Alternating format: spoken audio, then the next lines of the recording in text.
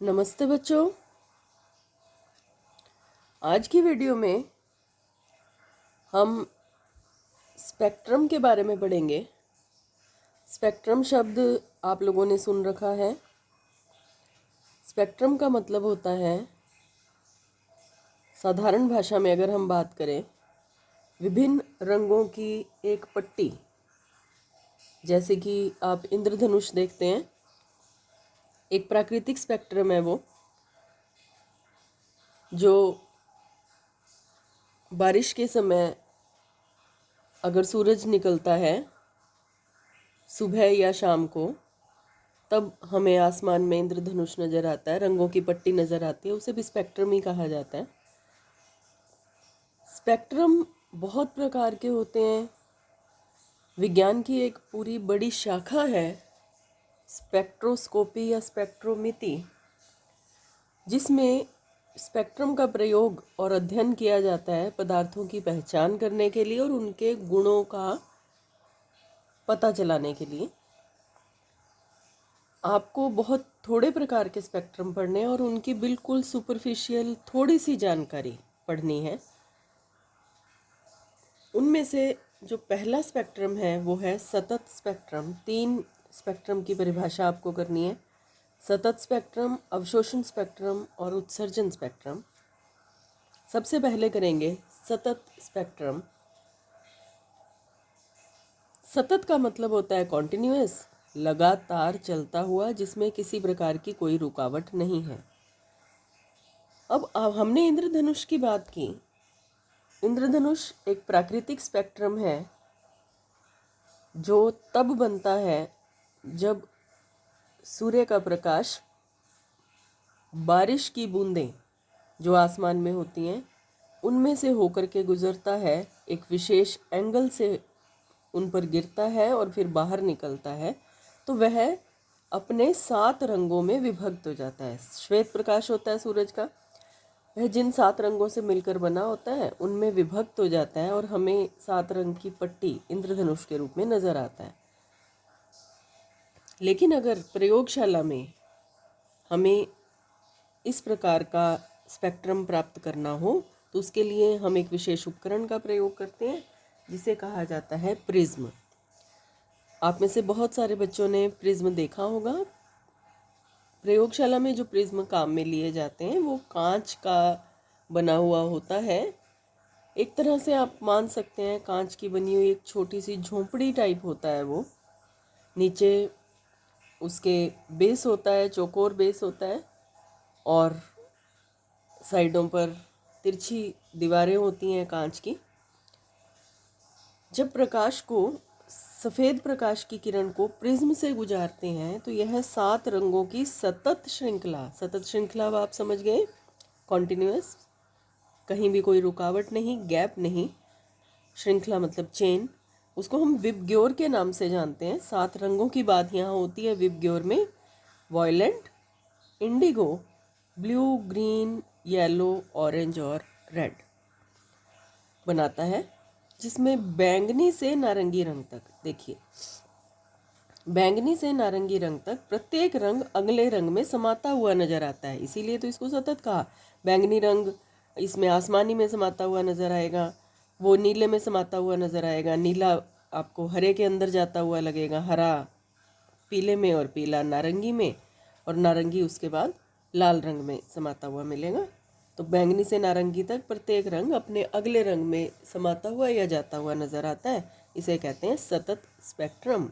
तो हम यहाँ इस बात को याद रखें कि प्रिज्म से जब सफ़ेद प्रकाश को गुजारते हैं तो जो 7 रंगों की पट्टी इंद्रधनुष जैसी प्राप्त होती है उसे सतत स्पेक्ट्रम कहा जाता है, क्योंकि उसके रंगों के बीच में कोई गैप नहीं होता। नेक्स्ट है अवशोषण स्पेक्ट्रम। अवशोषण शब्द को आप समझते हैं।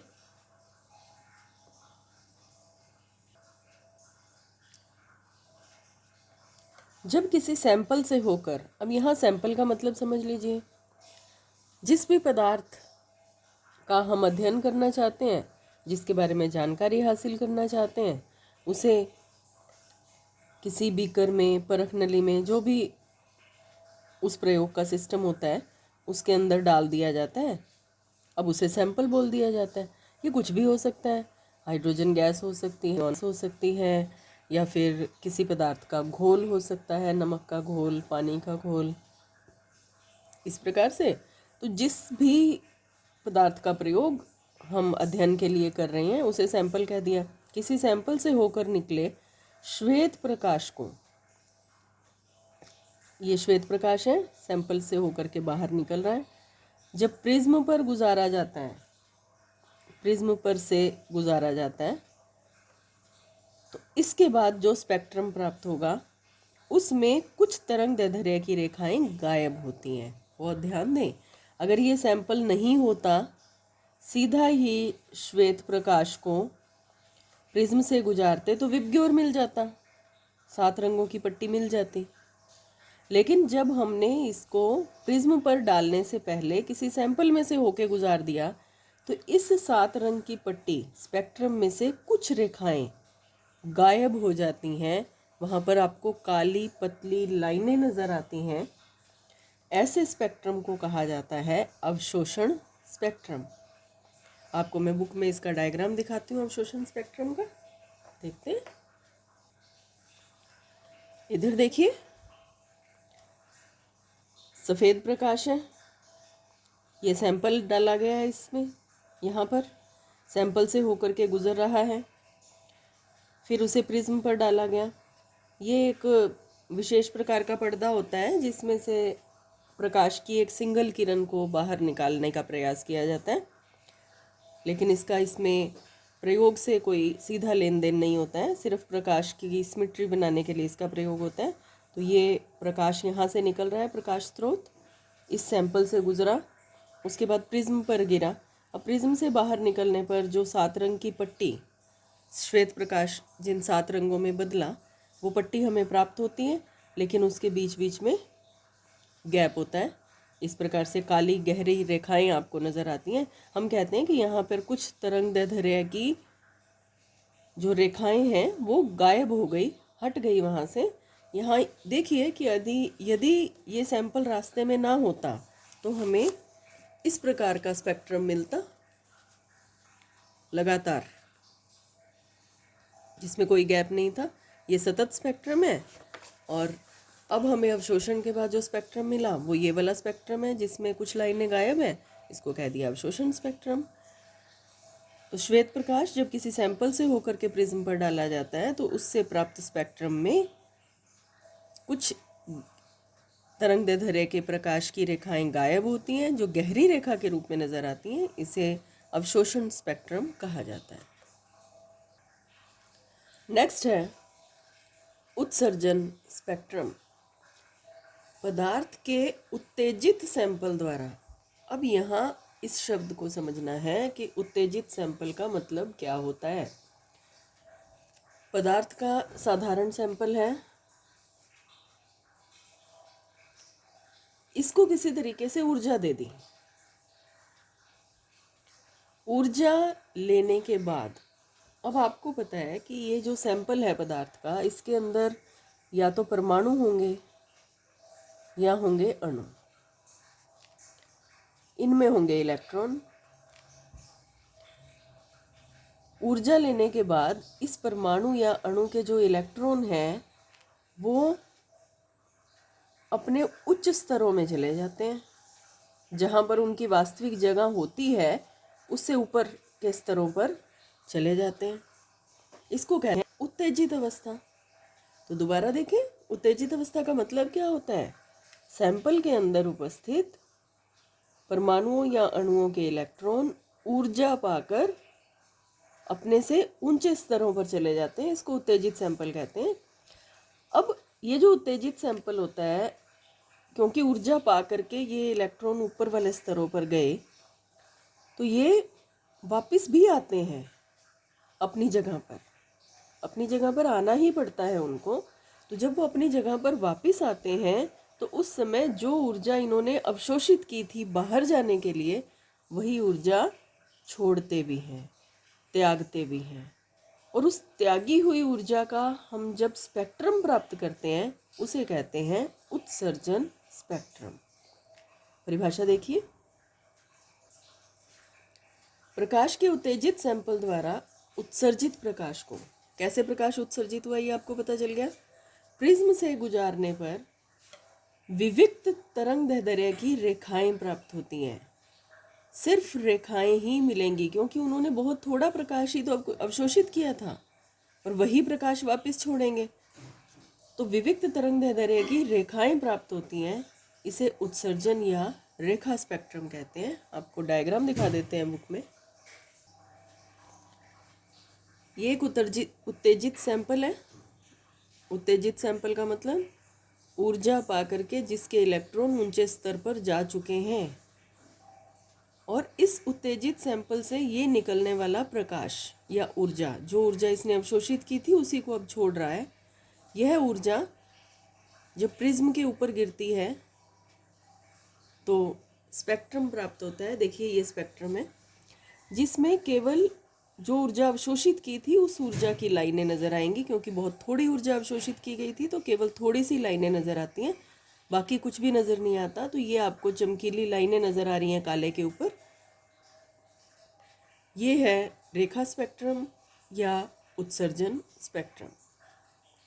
तो ध्यान दीजिए, यदि एक ही पदार्थ के लिए दोनों प्रयोग किए जाते हैं, उत्सर्जन भी और अवशोषण भी, तो जो रेखाएं यहाँ गायब हुई थी अवशोषण स्पेक्ट्रम में वही उत्सर्जन स्पेक्ट्रम में नज़र आने लगती हैं। यहाँ पर वैज्ञानिकों द्वारा एक शब्द, एक वाक्य काम में लिया जाता है कि उत्सर्जन और अवशोषण स्पेक्ट्रम एक दूसरे के फोटोग्राफिक नेगेटिव होते हैं। जो इसमें गायब है वो इसमें नज़र आ जाएगा। तो ये आपका एक प्रश्न कंप्लीट हुआ। नेक्स्ट क्वेश्चन है, हाइड्रोजन के रेखीय स्पेक्ट्रम का वर्णन करें। ये वाला स्पेक्ट्रम उत्सर्जन स्पेक्ट्रम, इसका वर्णन करना है।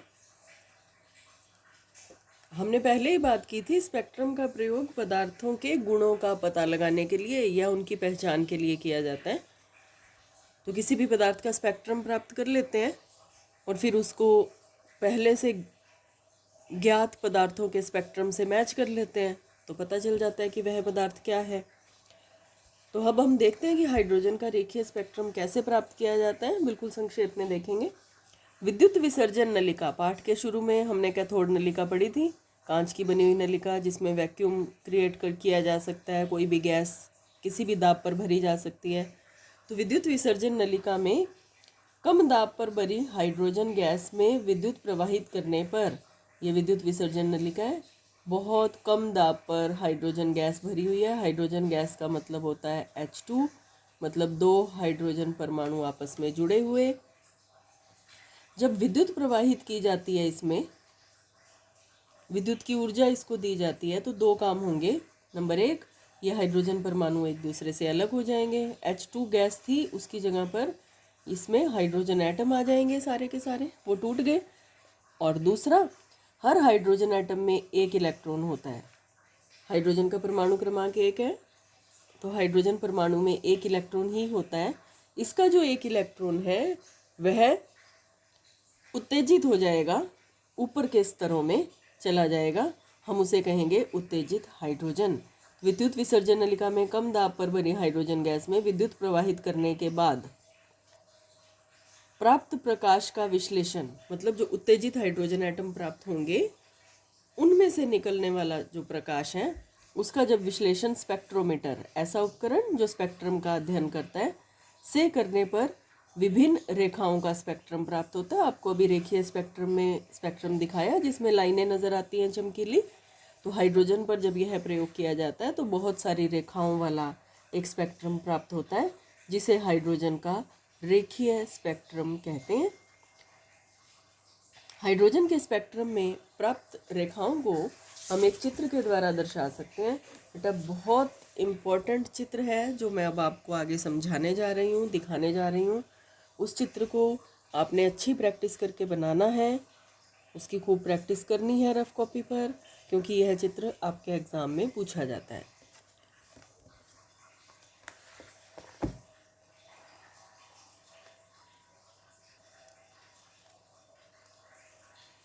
हमने एक हाइड्रोजन परमाणु बनाया है, ये नाभिक है। हाइड्रोजन परमाणु का, जिसमें एक प्रोटॉन और एक न्यूट्रॉन होता है। इसके बाद इसके बाहर कक्षाएं बनाई हैं, पहली कक्षा, दूसरी कक्षा, इस प्रकार से बनाई हैं। तो कक्षा को हम स्मॉल n से शो करते हैं। ये पहली कक्षा है n बराबर 1, ये दूसरी कक्षा है जिसका n वैल्यू है 2, यह तीसरी कक्षा n वैल्यू 3, n बराबर 4, n बराबर 5 और n बराबर 6। हमने एक बार 6 कक्षाएं इसमें दिखाई हैं जिनमें इलेक्ट्रॉन रह सकते हैं। कक्षाएं मतलब वे पथ जिनमें इलेक्ट्रॉन रह सकते हैं, उनको कक्षा कहा जाता है। तो इस प्रकार ये कक्षाएं हमने दिखाई हैं। अब हम बनाते हैं इसका स्पेक्ट्रम कि स्पेक्ट्रम किस प्रकार से बनता है। यहाँ पर आप बहुत ध्यान यहाँ पर लगा करके रखेंगे। मान लीजिए विद्युत देने पर ये जो हाइड्रोजन एटम थे वो उत्तेजित हुए। उत्तेजित होने का मतलब मैं आपको समझा चुकी हूँ कि इलेक्ट्रॉन, वैसे बेसिकली जो इलेक्ट्रॉन होता है ना हाइड्रोजन का, वो इसमें रहता है पहली कक्षा में, लेकिन जब वो उत्तेजित हो जाता है तो ऊपर की किसी भी कक्षा में चला जाता है, दूसरी, तीसरी, चौथी, पांचवी, छठी, कहीं भी चला जाता है उत्तेजित होकर के। बस डिपेंड करता है कि उसको ऊर्जा कितनी मिली। ज़्यादा ऊर्जा मिली तो छठी तक भी जा सकता है, कम मिली तो दूसरी पर भी रह सकता है। तो जब भी इलेक्ट्रॉन किसी भी कक्षा से पहली कक्षा में वापस आता है, या हम कहें कि जब उत्तेजित सैंपल है उसमें इलेक्ट्रॉन पहली कक्षा में वापस आते हैं, तब किस प्रकार से डायग्राम बनता है उसका, उसको देखते हैं।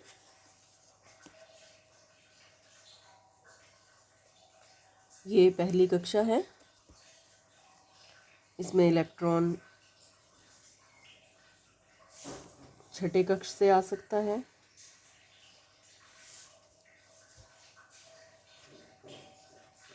इसी प्रकार से इस डायग्राम को आपने बनाना भी है।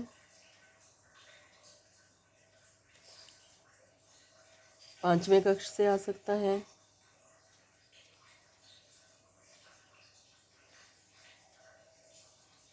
चौथे कक्ष से आ सकता है, सॉरी पांचवें से ही बना दिया हमने दोबारा।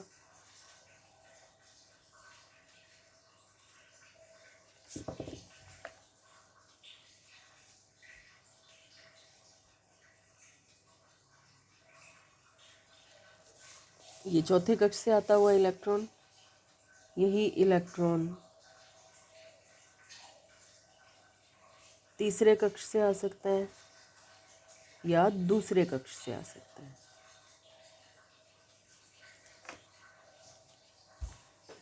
इस प्रकार से इलेक्ट्रॉन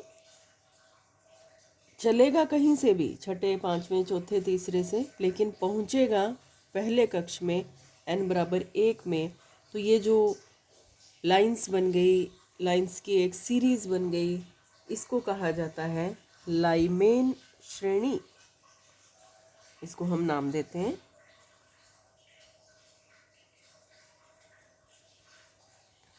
लाइमेन श्रेणी।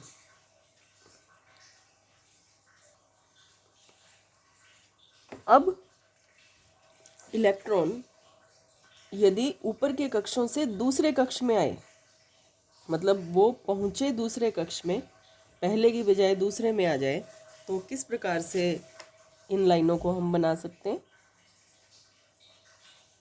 यह छठे से दूसरे में आ रहा है,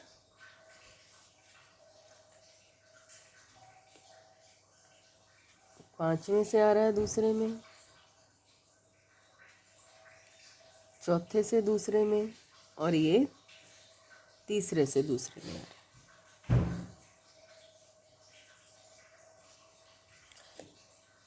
किसी भी बाहर के कक्ष से दूसरे कक्ष में यदि इलेक्ट्रॉन आता है तो ये रेखाओं की एक श्रेणी हमें प्राप्त होती है, जिसे हम कहते हैं बामर श्रेणी।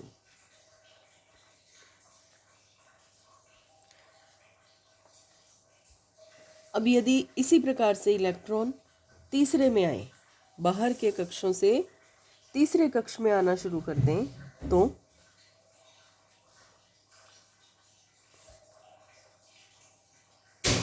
छठे से तीसरे में,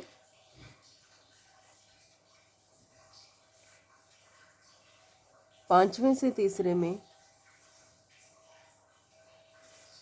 चौथे से तीसरे में। इस श्रेणी को कहा जाता है पाषाण श्रेणी।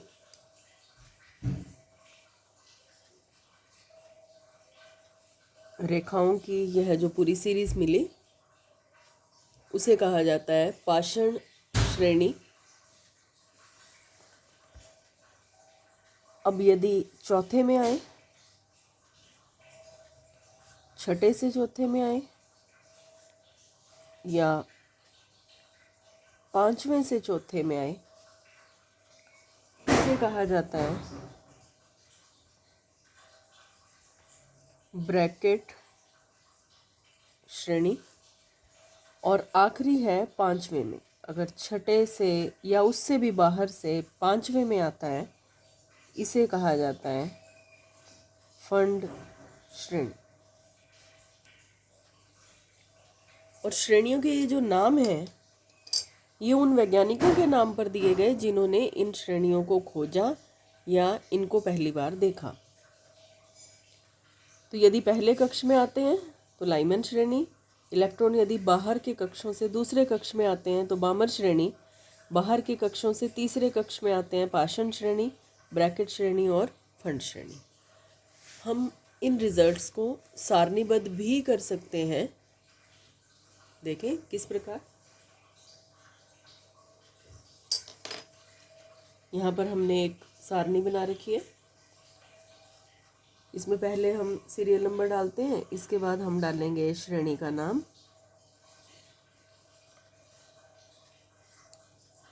N1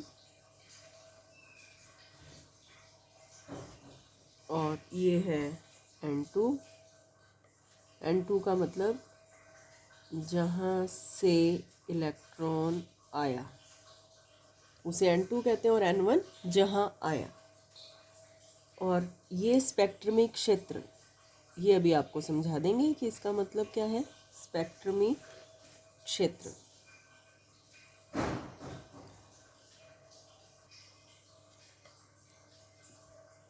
ये चित्र है जो, उसका नाम भी यही है, परमाणु हाइड्रोजन की स्पेक्ट्रमी रेखाएं। अब हम उसी का टेबल भी तैयार करेंगे। सबसे पहले जो श्रेणी है वो है लाइमेन श्रेणी।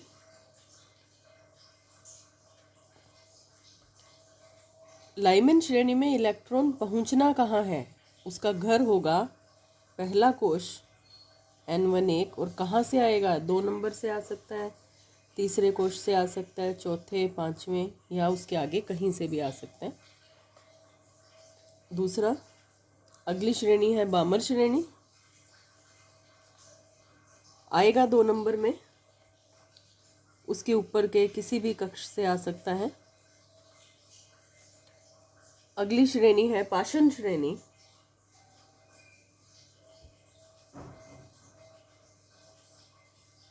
तीन नंबर में एंटर करेगा और आएगा उसके ऊपर के कक्षों से। नेक्स्ट है ब्रैकेट श्रेणी।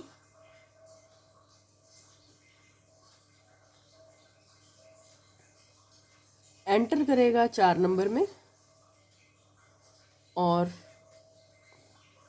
5, 6 या उसके ऊपर के कक्षों से आएगा। और अगली है फंड श्रेणी। एंटर करेगा 5 नंबर कक्ष में और बाहर से के कक्षों से आएगा। अब बात करते हैं स्पेक्ट्रमी क्षेत्र की।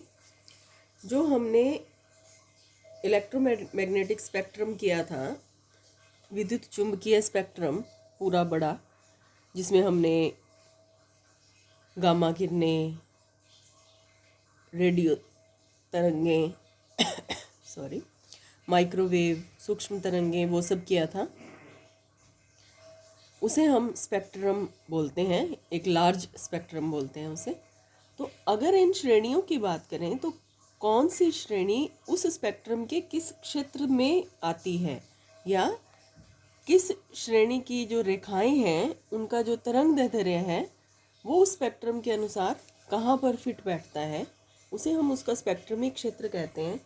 जैसे जो लाइमेन श्रेणी है यह पराबैंगनी क्षेत्र में आती है। पराबैंगनी क्षेत्र कौन सा होता है? दोबारा ध्यान करें, हम फिर से यहाँ लिखते हैं एक सतत स्पेक्ट्रम को विबग्योर से शो करते हैं। यह बैंगनी रंग है, यह स्पेक्ट्रम बैंगनी से शुरू होकर के लाल पर ख़त्म होता है। तो बैंगनी से पहले का जो क्षेत्र है उसे कहते हैं अल्ट्रावायलेंट या परा बैंगनी। तो जो लाइमेन श्रेणी है वो पराबैंगनी क्षेत्र में होती है, और लाल के ऊपर का जो क्षेत्र है उसे कहते हैं इंफ्रारेड या अवरक्त, और इसको बीच के क्षेत्र को कहते हैं जो हमें नज़र आता रहता है वो है दृश्य। तो लाइमेन श्रेणी पराबैंगनी में है, बामर श्रेणी दृश्य प्रकाश में है, और शेष तीनों अवरक्त क्षेत्र में होती हैं। तो यहाँ पर एक बहुत इम्पोर्टेंट प्रश्न बनता है आपके लिए कि हाइड्रोजन के जो स्पेक्ट्रमी रेखाएं हैं उनमें दृश्य क्षेत्र में कौन सी श्रेणी है? केवल एक बामर श्रेणी। लाइमन श्रेणी पराबैंगनी में, 2 नंबर बामर श्रेणी दृश्य में, और बाकी की तीनों अवरक्त में।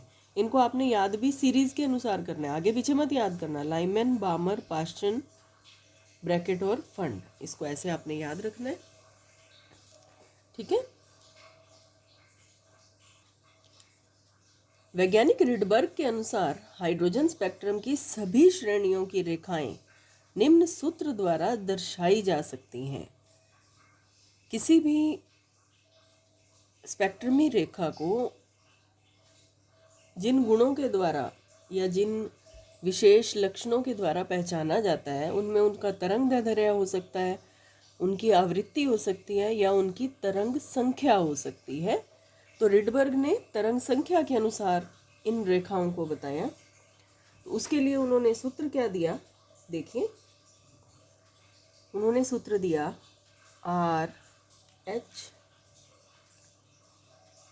1/N1², N1 मतलब जहाँ इलेक्ट्रॉन को आना है, माइनस 1/N2² सेंटीमीटर इनवर्स तरंग संख्या होती है। ये या तो मीटर इनवर्स रहेगा इसका मात्रक, या सेंटीमीटर इनवर्स रहेगा। तो यहाँ RH बराबर रिडबर्ग स्थिरांक, जिसकी वैल्यू है 109,677 सेंटीमीटर इनवर्स।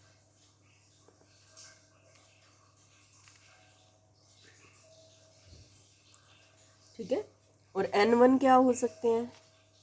N1 हो सकते हैं पहले कक्ष में आ सकता है इलेक्ट्रॉन वापस, दूसरा, तीसरा, चौथा, पांचवा, ये हो सकते हैं N1।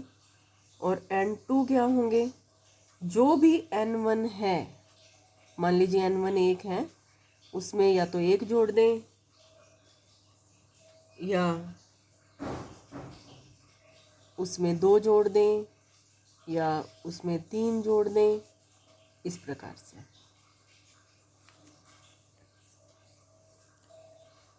तो यहाँ पर हम वैल्यूज़ पुट कर देते हैं। जब भी हमें मान निकालना है, तरंग संख्या निकालनी है किसी भी श्रेणी के लिए, मान लीजिए हम फॉर एग्जांपल बामर श्रेणी के लिए निकालना चाहते हैं तरंग संख्या, तो RH की वैल्यू लगाएंगे, ब्रैकेट 1/। अब बामर श्रेणी के लिए N1 कितना है याद करें। बामर श्रेणी वो होती है जिसमें इलेक्ट्रॉन दूसरे कक्ष में आते हैं। तो N1 की वैल्यू हो जाएगी 2 और फिर उसका स्क्वायर माइनस। अब N2, अब 2 नंबर कक्ष में इलेक्ट्रॉन आने हैं, वो 3 से आ सकते हैं, 4 से आ सकते हैं, 5 से आ सकते हैं, कहीं से भी आ सकते हैं। तो हम यहाँ पर N ही लगा देते हैं। ये N कुछ भी हो सकता है, 3 से ऑनवर्ड कहीं भी हो सकता है। Centimetre inverse. तो यहाँ हम लिख देते हैं n बराबर 3 या 3 से अधिक, या हम इसको लिख सकते हैं n बराबर 3, 4, 5, 6 ऑनवर्ड्स। तो ये है हाइड्रोजन का रेखीय स्पेक्ट्रम। हमने 2 प्रश्न किए आज। एक परिभाषाएं की, सतत स्पेक्ट्रम, अवशोषण स्पेक्ट्रम, उत्सर्जन स्पेक्ट्रम। ये जो प्रश्न था ये आपको स्पेक्ट्रम की जानकारी देने के लिए था कि उत्सर्जन स्पेक्ट्रम का क्या मतलब होता है, सतत स्पेक्ट्रम का क्या मतलब होता है। मुख्य रूप से आपको जो समझाना था वो ये था हाइड्रोजन का रेखीय स्पेक्ट्रम, जिस पर प्रश्न आता है। इस पर जो प्रश्न आता है कंप्लीट क्वेश्चन भी आ सकता है, जैसा आपको मैंने करवाया। हाइड्रोजन के रेखीय स्पेक्ट्रम का वर्णन करें। इसमें केवल डायग्राम भी पूछा जा सकता है, ये वाला सिर्फ डायग्राम, या फिर इस सारणी के आधार पर छोटे छोटे प्रश्न पूछे जा सकते हैं कि किस श्रेणी में इलेक्ट्रॉन कहाँ से कहाँ पर आता है, कौन से स्पेक्ट्रिक क्षेत्र में नज़र आती है, इनको एक क्रम में लिखिए श्रेणियों को। और फिर हाइड्रोजन के स्पेक्ट्रम के लिए तरंग संख्या का सूत्र आपसे पूछा जा सकता है, रिडबर्ग स्थिरांक की वैल्यू आपसे पूछी जा सकती है, या फिर अकेली बामर श्रेणी। हमने बामर श्रेणी को ही क्यों लिया? क्योंकि ये दृश्य क्षेत्र में थी। दृश्य क्षेत्र में केवल एक श्रेणी है, बामर श्रेणी, तो इसलिए बामर श्रेणी को लिया। इसमें हमने इसका एग्जाम्पल लिया, तो उसके लिए सूत्र पूछा जा सकता है। तो इस प्रकार से इसमें प्रश्न आ सकते हैं। तो इस प्रश्न को अच्छे से याद करें, तैयार करें। Thank you.